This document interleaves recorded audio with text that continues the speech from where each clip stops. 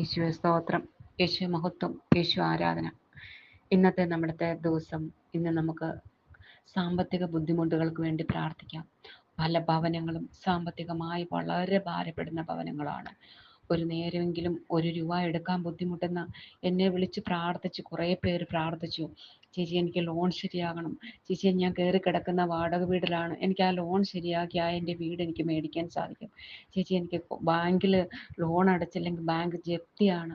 അങ്ങനെ വിളിച്ച് പലരും എന്നോട് വിളിച്ച് പ്രാർത്ഥന സഹായം ചോദിച്ചിട്ടുണ്ട്. എല്ലാം നമുക്ക് കർത്താവിലേക്ക് കൊടുക്കാം.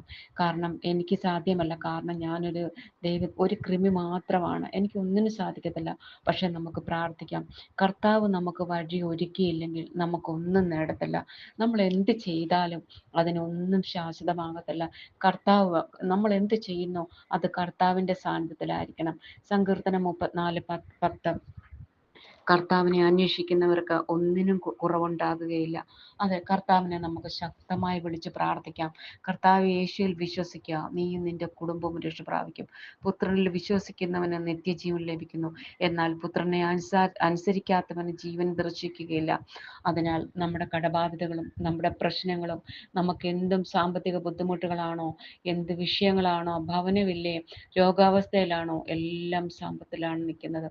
കാശില്ലെങ്കിൽ നമുക്കിപ്പോൾ ഒന്നും, പച്ചയായ മനുഷ്യരാണ് നമ്മൾ പ്രാർത്ഥിക്കുന്നു എങ്കിലും മാനുഷികമായി ചിന്തിച്ചാൽ നമുക്ക് സമ്പത്തില്ലാതെ നമുക്കൊന്നും നടക്കത്തില്ല. അതിനുവേണ്ടി നമുക്ക് ഈശോപ്പനോട് നമുക്ക് മുട്ടുമേൽ പ്രാർത്ഥിക്കാം. കൈ വിരിച്ചൊടിച്ച് പ്രാർത്ഥിക്കാം, കൈ ഉയർത്തി നിന്ന് പ്രാർത്ഥിക്കാം. എന്ത് സൗകര്യങ്ങളായിക്കോട്ടെ, ഇന്ന് നമുക്ക് 40-ാം വെള്ളിയാഴ്ചയാണ്. നമുക്ക് കൈ ഉയർത്തി പിടിച്ച് ശക്തിയോടുകൂടി നമ്മുടെ കടബാധകൾ മാറാൻ വേണ്ടി കർത്താവിന് മുമ്പിൽ നമുക്ക് യാചിക്കാം. കർത്താവേ, അങ്ങ് ഒരു നിമിഷം പോലും മാറി നിൽക്കരുതേ തമ്പുരാനെ, അങ്ങ് ഒരു നിമിഷം പോലും മാറി നിൽക്കല്ലേ തമ്പുരാനെ. യേശുപ്പ, അങ്ങ് സ്വർഗം തുടർന്ന് കർത്താവെ സാമ്പത്തികമായി ബുദ്ധിമുട്ടുന്ന എല്ലാ ഭവനങ്ങളെ അനുഗ്രഹിക്കണേ തമ്പുരാനെ. അപ്പം സാമ്പത്തികമായി ബുദ്ധിമുട്ടുന്ന എല്ലാ ഭവനങ്ങളെ അങ്ങ് അനുഗ്രഹിക്കണേ തമ്പുരാനെ. അപ്പം സ്വർഗത്തിൽ അങ്ങ് കോടീശ്വരനാണല്ലോ എൻ്റെ അപ്പ. അങ്ങ് അവിടുന്ന് കോടീശ്വരനായിരിക്കുമ്പോൾ പാപികളായ ഞങ്ങൾക്ക് വേണ്ടി അപ്പം അങ്ങ് ഒരു നിമിഷം കണ്ണു തുറന്നാൽ മതി. അങ്ങക്ക് സാധ്യമല്ലാത്തത് ഒന്നുമില്ലല്ലോ തമ്പുരെ. മനുഷ്യന് അസാധ്യമാ ദൈവത്തിന് സാധ്യമാകുന്ന വചനത്തിന്റെ നാമത്തിൽ യേശപ്പ ഈ നിമിഷം അനുഗ്രഹിച്ച് പ്രാർത്ഥിക്കുന്നു തമ്പുരാനെ. എനിക്കൊരു യോഗ്യതയില്ല, പക്ഷെ എനിക്ക് അപ്പനെ എനിക്ക് വിശ്വാസമാണ്, എൻ്റെ സ്വർഗീയ പിതാവിനെ എനിക്ക് വിശ്വാസമാണ്.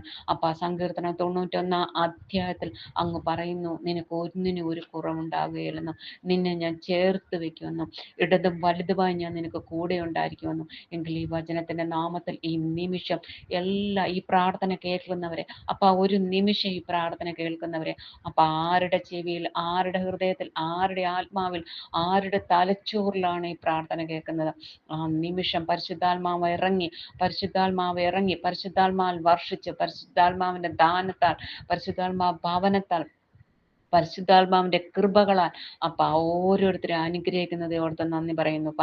ഒരു നിമിഷം പോലും എൻ്റെ ദാവീദ് പുത്ര മാറി നിൽക്കലേ, ഒരു നിമിഷം പോലും അങ്ങ് മാറി നിൽക്കലേ തമ്പുരാനെ. ഇത് കേൾക്കുന്ന നിമിഷം അവർക്കൊരു സമാധാനം നൽകാൻ അങ്ങ് ഇടയാക്കണമേ. ഇത് കേൾക്കുന്ന നിമിഷം അവർക്കൊരു സമാധാനം നൽകാൻ ഇടയാക്കണമേ. യേശുവിൻ നാമത്തിൽ യേശുവെ അനുഗ്രഹിച്ച് പ്രാർത്ഥിക്കുന്നു. പിതാവിനും പുത്രനും പരിശുദ്ധാത്മാവിനും നാമത്തിൽ സ്തുതിയായിരിക്കണമേ. ആമേൻ.